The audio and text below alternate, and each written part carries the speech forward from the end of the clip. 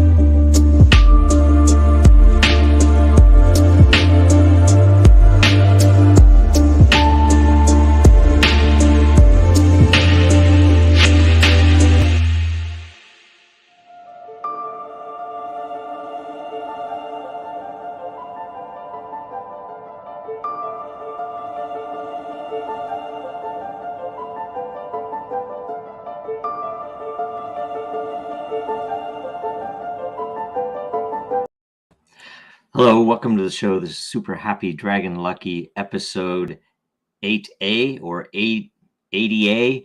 It's the 140th episode.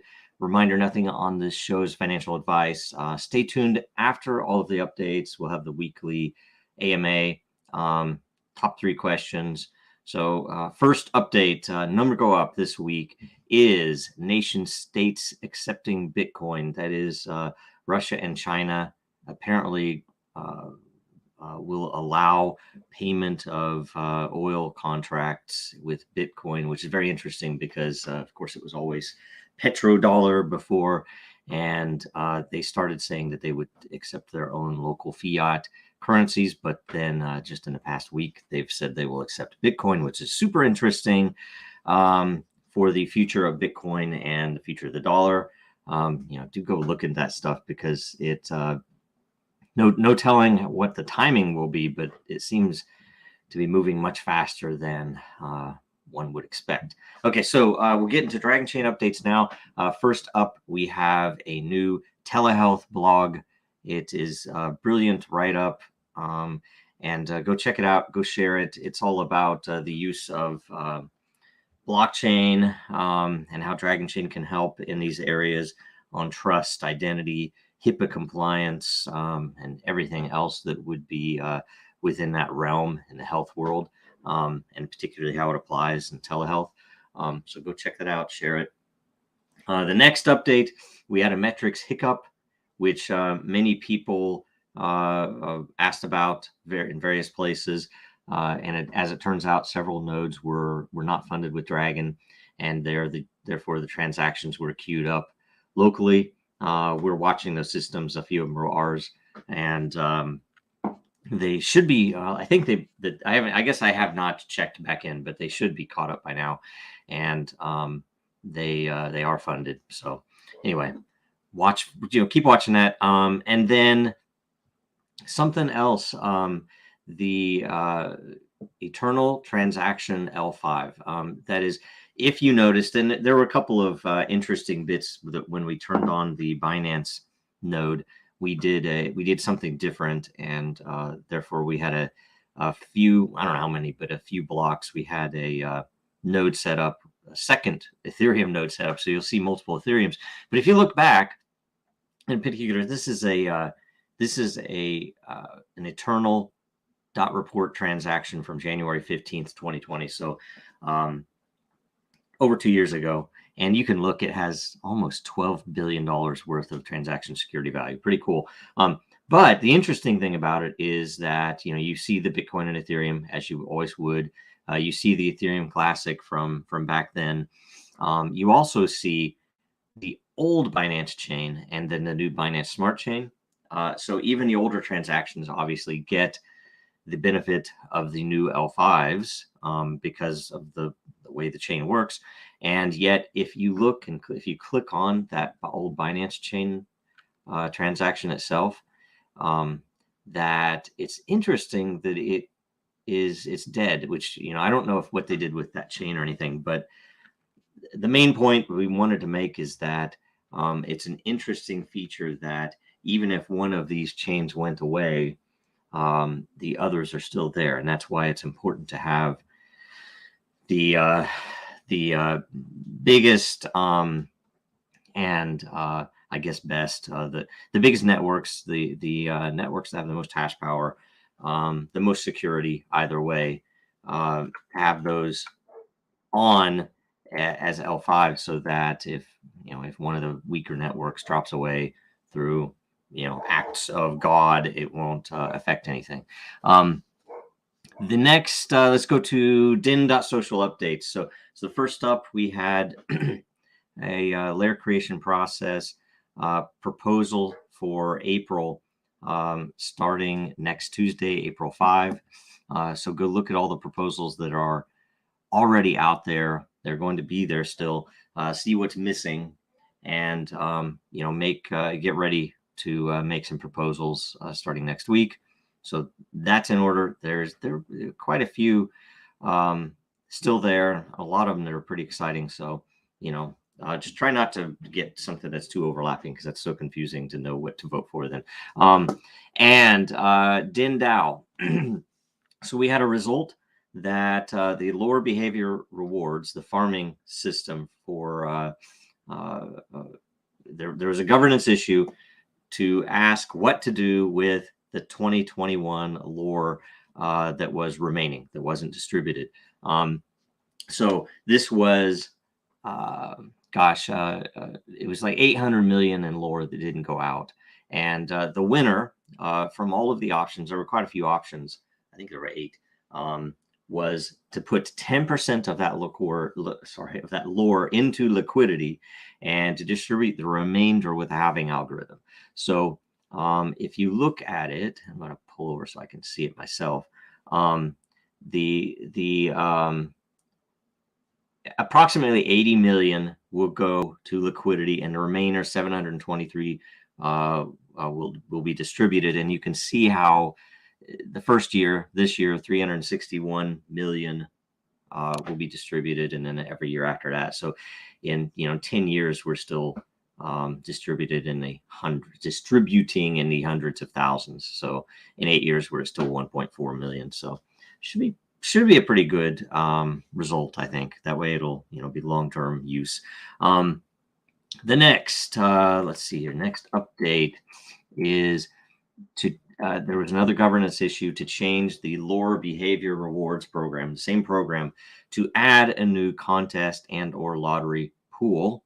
And the winner was to create both a contest for creators that would get extra lore every day, every week, and every month, and also to create a lottery that would be the same thing. Every day, every week, every month, someone would randomly be selected based upon their activities on the Den site. So all of those things are in place. This one did win, but it will essentially just make this an option on the priorities vote that's coming probably pretty soon, since chat is now out. They're finishing up a few things. We're probably going to arrange for a priorities vote soon, which will include this.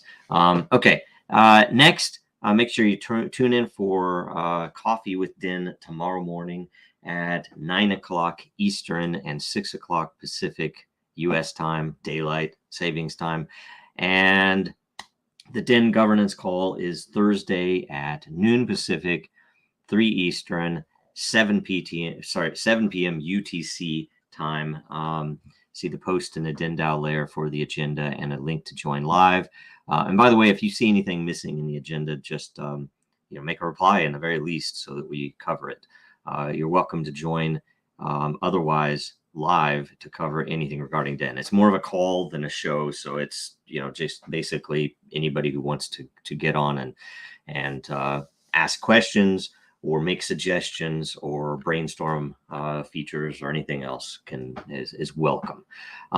Next, we go to World Blockchain Roundtable updates. This Thursday will be episode 45, which is on future NFT use cases. Should be a lot of interesting discussion there. I mean, I have a lot of things to say. I think there's some pretty good questions already. And Jeffrey will be on the show related to his use of NFTs in governance for a DAO with Sticky DAO. So do watch that. There should be some really good info for what's coming, and also just neat ideas on what's possible. Also, watch and share last week's episode. It was on decentralized social media platforms. Currently has over 1,700 views, and the more views it gets the first week, the more lot all the participants will get.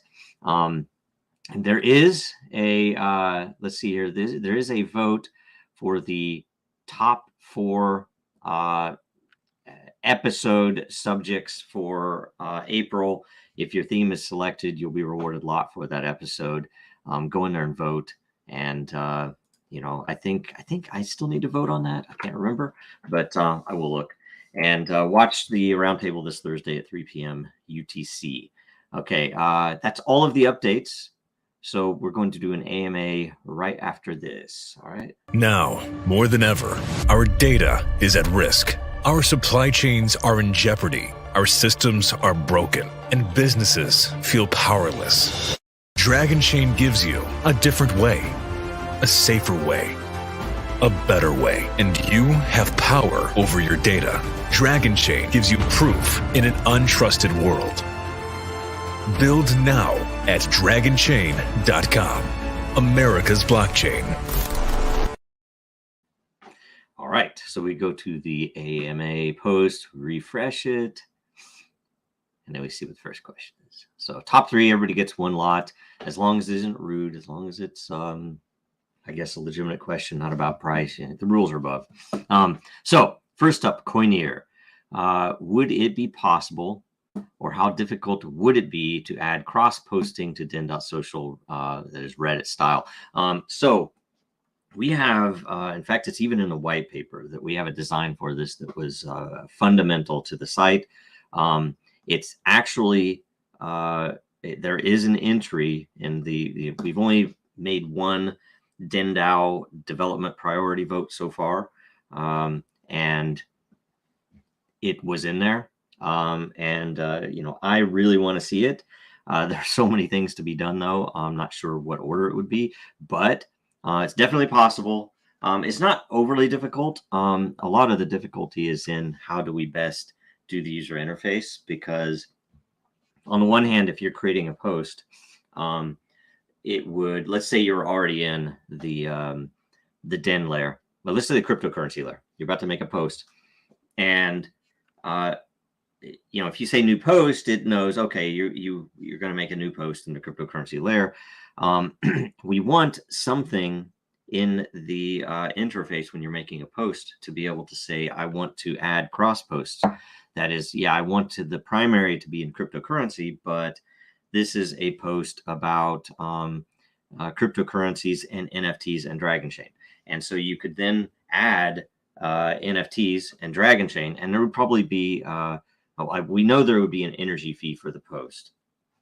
And I don't know if it'd be more than what a post would normally be or not. That's some of the stuff we'd have to think about. Probably not.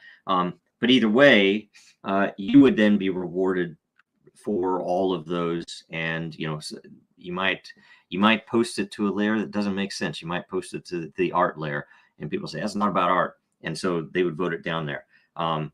But it would be treated the same as if you made 4 posts, but it would be a single post, which is helpful for a lot of reasons. And then the second important feature is that, let's say you made that post into cryptocurrency, but it also contains references to NFTs that are appropriate for that community, for that layer, and something about Dragonchain that's appropriate for that layer, that any other denizen could come in and say, you know what, this would do great in my layer. So they could cross-post it to any other layer, and essentially the original content creator would get the lion's share of rewards from that, but a small piece of the rewards for having it in one of these other communities would go to the cross poster.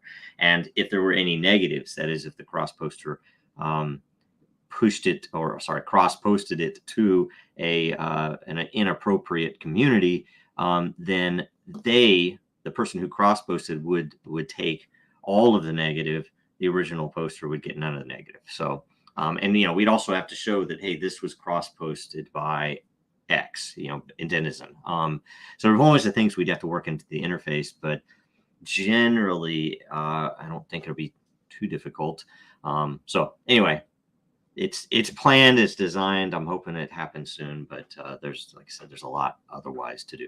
Okay, next question. That was a good question. Treeks was wondering how the chat system works. Is this all built on the chain? Is every post a transaction?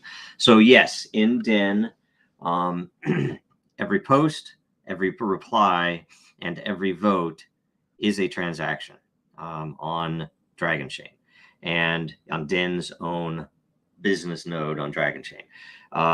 When we built the chat system, there are a bunch of interesting things that we still have yet to decide, but one of them is that every single chat message is on chain. Now, when it's in the layer chat, we expect that they're on chain. We might put in something where if you post too much, it starts to cost you energy or not. We don't know. It depends if there's a lot of spam or not. And we can all decide that together. That's the point of the DAO. But there are some questions as to group chat and direct messaging that, although they will be on chain, at some point we expect them to be peer-to-peer encrypted. But given that they are on chain, though, we want to make, there's a part of the interface that was called out and designed that we want to make it kind of keep itself clean. If it's a conversation that doesn't matter at all, it'll go away in time. Now, the proof is on chain, so if you wanted to store it, you could. But we've thought that, let's say you have a topic-based group conversation to make some decision, or to make, to discuss what should be in a governance issue in your layer or something, that if it wasn't important, it would go away to clean up your space. But if it was important, anyone in the group could pay some energy or lore or something, we aren't sure yet, to retain it, so that everybody would, it would just stick in your chat. So things like that we're thinking about, and that's why I don't know if that stuff is going to come next or if we're going to move to a different feature first. So anyway, but yes, every substantive user action on Den does create a transaction on chain. So that's everything. So anyway, next question. Florijanel. I know I'm not pronouncing that right, so sorry about that. Is Den your #1 priority at the moment? Probably not. We have a lot going on at Dragonchain, and everybody at Dragonchain has to, be ready to change their hats at any given time. That there's a lot to be done, and from a lot of different contexts. That we have Den that we're working on. Obviously, we have Dragonchain Core, which right now there's a big refactoring going on alongside some of the work that we've talked about with SADA, and there are really neat implications to what we're doing there, and with the network, and with how we're going to be rolling that out. That there are some things we don't know yet as to which systems we might or might not move first. Some of them we might not ever move. Some of them we might cull. You never know. And there are a couple of things that are definitely high priority right now that nobody knows about. We've not announced. So I don't think Den is my highest priority right now. it's always a very, very interesting set of things to solve. And I think it's the best system we've built so far with behavior. That it's kind of from the fundamental, from the core, it was all about behavior, and so it's super interesting for experimental uses. And we use that when, in fact, I quite often bring up the DIN example in sales calls where we need to show someone an example of what is possible when you have the scale that Dragonchain does. And just talking about the fact that DIN could blow up overnight and it wouldn't break Dragonchain. Or DIN itself. So anyway, it's an interesting thing. And I don't know, it's probably the most I can say right now. Can't tell you what my highest priority is anyway. And that's 3. That's 3. So now we go, let's see here. Let's go to the closeout. So first of all of you guys would get 1 lot per, as we've been doing. And there have been a few governance issues as well with which it's important to have that lot. We've been thinking about it, by the way, a couple of things with the Dragonchain layer to refactor some of that, just so you know, where it's a business layer, but there's a community angle to it. And so we're probably going to work something in that makes pretty good sense there. But we haven't really had enough time to figure out exactly what it will look like. So anyway, go to the Dragonchain.store and pick up some coffee with DIN mugs or other merch. A bunch of cool stuff. Pick up some DIN DAO merch. Pick up some Super Happy merch. In fact, Super Happy has a discount running, 15% off until the end of March. So that's almost over. It's SHDL 0x8a, and it'll pop up sooner or later here. Very good. And go pick that stuff up. Last bits. I don't know what's coming up next for next month, if we'll have some other special. So take part when you can. And there's a whole bunch of stuff that I have the Terminator one on. I forgot I had this. It's awesome. And in closing, watch us again next Tuesday. Share it where it makes sense. Make sure you follow Dragonchain, Real Denizens, Jojo Row, everywhere. And like, comment, subscribe. That's it. Thanks a bunch. See you next week.